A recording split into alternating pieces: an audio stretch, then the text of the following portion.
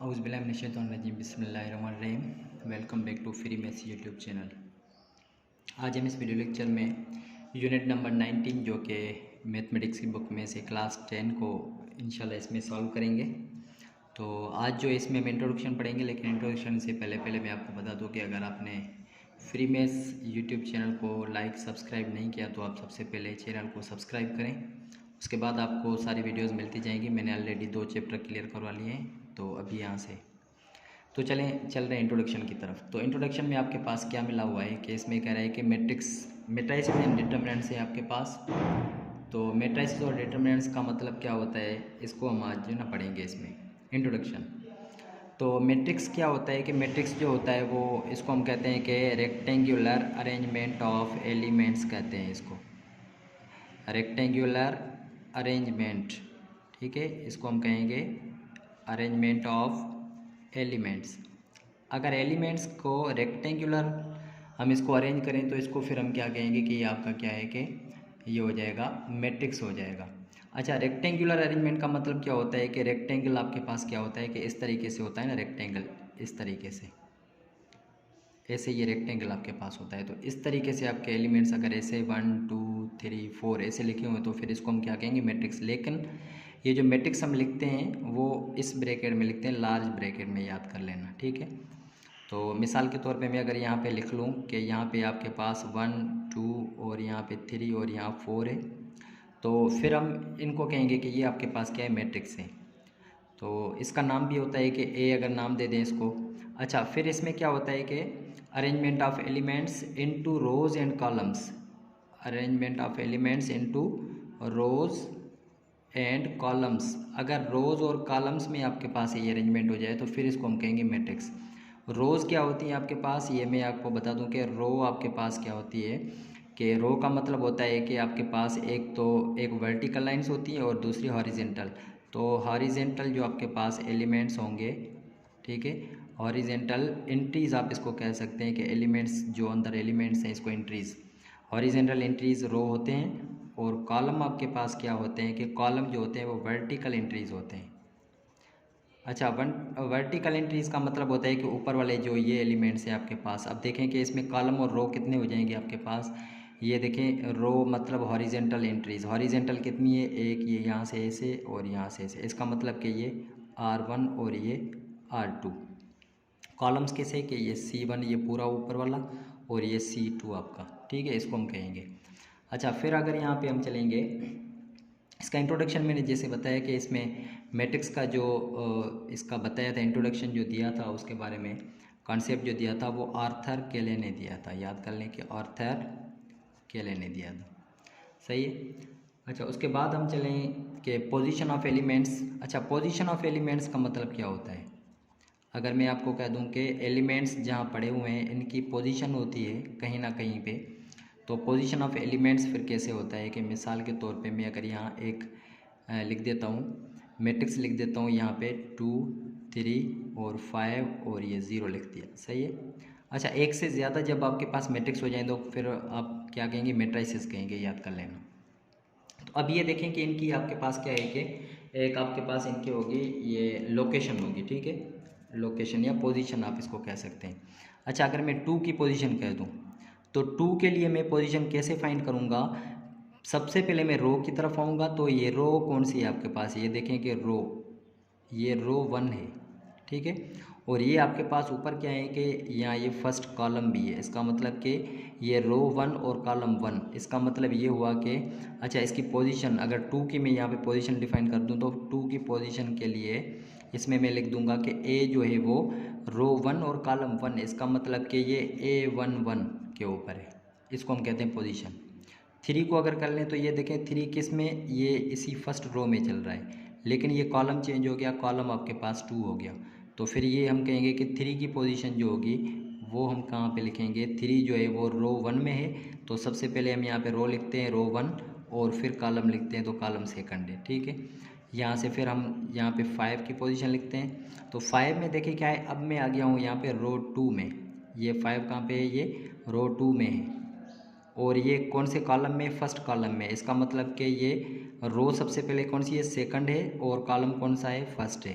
उसके बाद फिर 0 है तो 0 की एंट्री क्या है आपके पास, ये रो पहले लिखेंगे, पहले यहाँ पे रो की लिखते हैं, रो किस में, सेकंड रो में, तो यहाँ पे सेकंड रो में। और फिर देखेंगे कॉलम कौन सा है, ये देखिए कॉलम ऊपर C2 है, इसका मतलब सेकंड कॉलम में। तो ये इसकी हो गई पोजीशन ऑफ एलिमेंट्स हो गई। उसके बाद हम यहाँ पे पढ़ेंगे कि रोज़ और कॉलम्स मैंने आपको बता दिया। उसके बाद हम यहाँ पे पढ़ेंगे कि order of matrix, order of matrix पढ़ते हैं।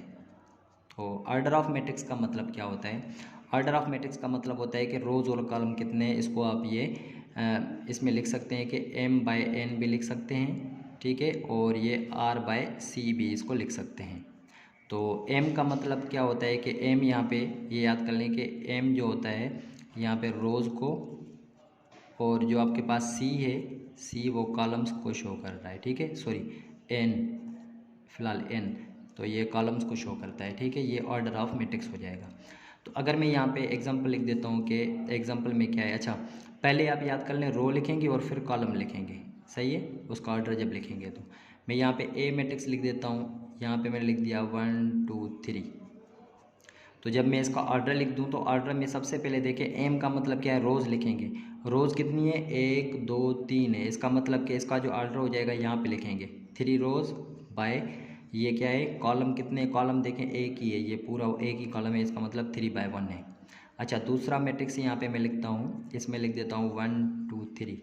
अब ये देखें इसका ये ऑर्डर क्या हो जाएगा कि इसमें देखें पहले रोज़ लिखेंगे, रो कितनी है एक ही रो है, इसका मतलब 1 बाय कॉलम कितने 1 2 3 है, इसका मतलब 1/3 है, याद कर लेना, सही है। इसको हम कहते हैं कि ये आपके पास क्या है कि ऑर्डर ऑफ है मैट्रिक्स है।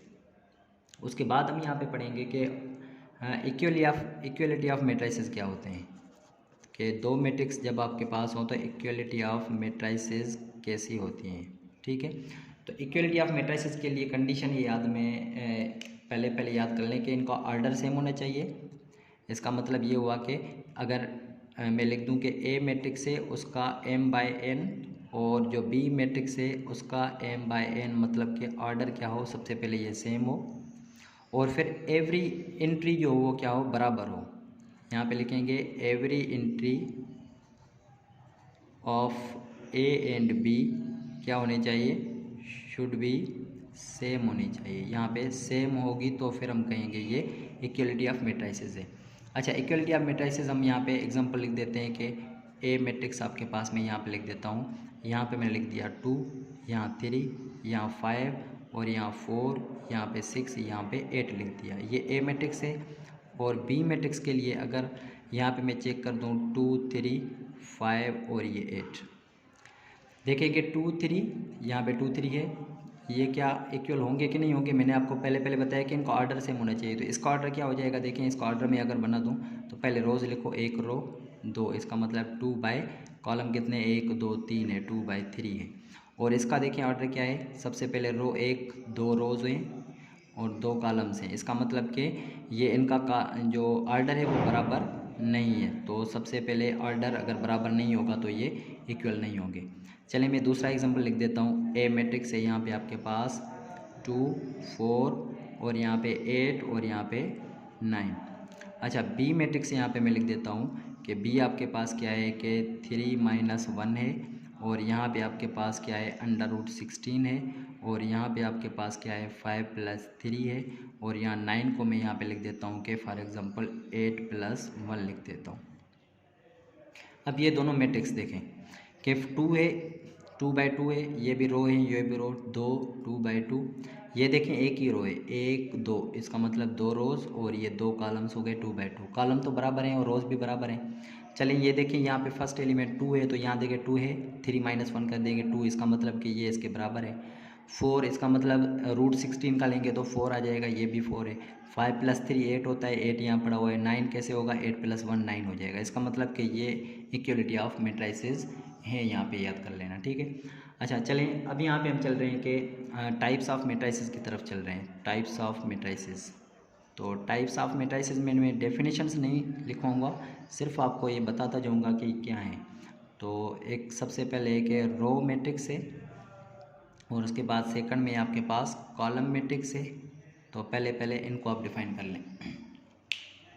तो रो मैट्रिक्स का मतलब क्या होता है कि रो मैट्रिक्स का मतलब होता है कि ओनली वन रो जिसमें हो। रो की बात हो रही है कि जिसमें सिर्फ एक रो मौजूद हो। मैं इसका अगर एग्जांपल यहाँ पे लिख दूँ, एग्जांपल है आपके पास, अगर ए मैट्रिक्स मैंने यहाँ पे लिखा हुआ है, ये देखिए 1 2 3 और यहाँ 4।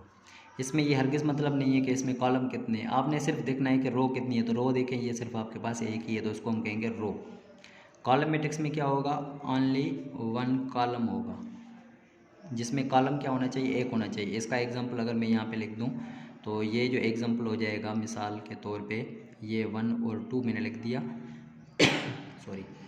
तो ये ए जो है आपके पास क्या है कि ये कॉलम मैट्रिक्स है, क्योंकि इसमें एक ही कॉलम है, ठीक है, रो कितनी भी होनी चाहिए। तो ये आपके पास हो गया कॉलम मैट्रिक्स। अच्छा, बी मैट्रिक्स अगर मैं ये लिख दूँ कि यहाँ पे 3 लिखा हुआ है, तो ये कैसे हो जाएगा, इसको हम क्या कहेंगे, ये बोथ हैं। इसका मतलब कि ये इसमें रो भी एक ही और ये कॉलम भी एक ही, इसका मतलब कि ये रो और कॉलम दोनों मैट्रिक्स हो जाएंगे, ठीक है। उसके बाद थर्ड हमारे पास है, कौन से हैं आपके पास, रेक्टेंगुलर मैट्रिक्स हैं। तो मैं सबसे पहले रेक्टेंगुलर को डिफाइन कर लेता हूँ। रेक्टेंगुलर मैट्रिक्स में याद कर लें कि ए का जो ऑर्डर होगा m/n और जो बी का ऑर्डर होगा m/n, ये दोनों बराबर नहीं होंगे, ठीक है, याद कर लेना। तो फिर हम इसको क्या कहेंगे, रेक्टेंगुलर मैट्रिक्स कहेंगे। चले एग्जांपल लिख लेते हैं। एग्जांपल आपके पास क्या है, ए मैट्रिक्स है आपके पास 2 3 5 और 0। अच्छा, बी मैट्रिक्स आपके पास क्या है सॉरी यहाँ पे, अच्छा इन ए और बी को आप छोड़ दें इनको, ठीक है, ये मैं यहाँ पे डायरेक्ट आपको समझा देता हूँ, इनका ऑर्डर लाजमी नहीं है।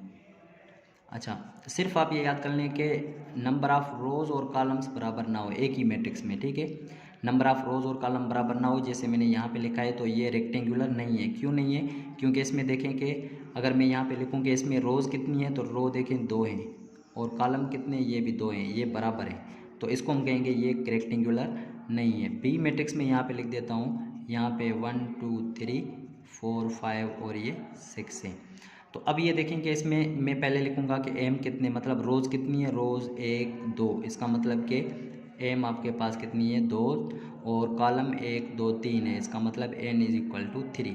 तो ये देखें कि 2 इज़ नॉट इक्वल टू 3, तो इसको हम क्या कहेंगे कि ये रेक्टेंगुलर है, जिसमें नंबर ऑफ़ कॉलम्स और नंबर ऑफ़ रोज़ बराबर ना हो, तो उसको हम क्या कहेंगे, रेक्टेंगुलर मैट्रिक्स कहेंगे। उसके बाद अगला हमारे पास क्या है कि स्क्वायर मैट्रिक्स है। चलें स्क्वायर मैट्रिक्स को देख लेते हैं।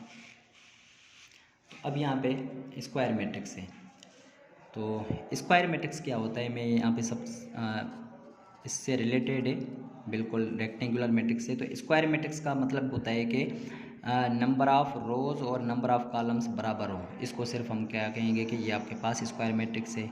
चलें इसका एग्जांपल लिख लेते हैं, 2 3 0 1। ये देखें, इसमें क्या है आपके पास, नंबर ऑफ़ रोज़ कितनी है 1 2, और नंबर ऑफ़ कॉलम कितने हैं, ये भी 2, इसका मतलब कि नंबर ऑफ़ रोज़ और कॉलम बराबर हो गए, तो ये आपके पास क्या है, स्क्वायर मैट्रिक्स है।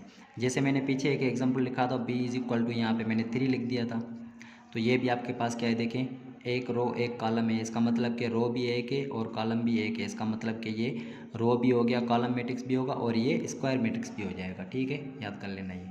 उसके बाद अगला हमारे पास क्या है, ज़ीरो या नल मैट्रिक्स है आपके पास, ज़ीरो या इसको आप नल मैट्रिक्स भी कहते हैं, जिसकी ऑल एंट्रीज क्या हो, ज़ीरोज़ हो। ए मैट्रिक्स से यहाँ पे मैं अगर 0 0 0 0 लिख दूँ, तो ये आपके पास क्या है, ज़ीरो या नल मैट्रिक्स है। बी इज़ इक्वल टू, यहाँ पे आपके पास मैं 0 लिख दूँ, ये भी क्या है, नल मैट्रिक्स है, बहुत ही आसान है यहाँ पे। उसके बाद फिर अगला क्या है, डायगोनल मैट्रिक्स है आपके पास।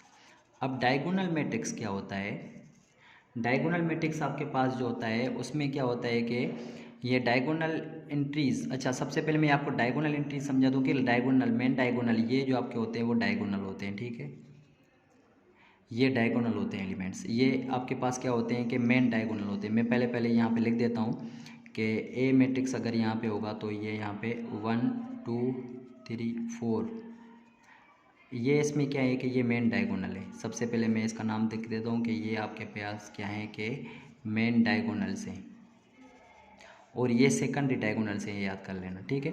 तो यहाँ पे बात जो होगी वो मेन डायगोनल के ऊपर होगी। डायगोनल मैट्रिक्स क्या होता है कि जिसके मेन डायगोनल क्या हो, मेन डायगोनल के अलावा सारे एलिमेंट ज़ीरो हों। ऑल एलिमेंट्स क्या होने चाहिए, all elements are zero except, ठीक है, किसके बगैर, ये मैं अगर लिख दूं कि मेन डायगोनल के बगैर, याद कर लेना कि मेन डायगोनल के बगैर जितने भी एलिमेंट्स होंगे वो सारे ज़ीरो ज़ीरो होने चाहिए, तो फिर इसको हम कहेंगे डायगोनल। इसका एग्जांपल यहाँ पे मैं लिख देता हूँ, एग्जांपल है आपके पास ए इज इक्वल टू, यहाँ पे मैं लिख देता हूँ ये 2, यहाँ 0 और ये 3 लिख देता हूँ, ठीक है। तो ये आपके पास क्या हो जाएगा, डायगोनल मैट्रिक्स, क्योंकि इसके मेन डायगोनल के अलावा सारे एलिमेंट देखें 0 0 है, ये मेन डायगोनल है, इसके अलावा सारे एलिमेंट 0 0, तो ये इसको डायगोनल मैट्रिक्स कहेंगे, ठीक है। उसके बाद फिर होता है स्केलर मैट्रिक्स।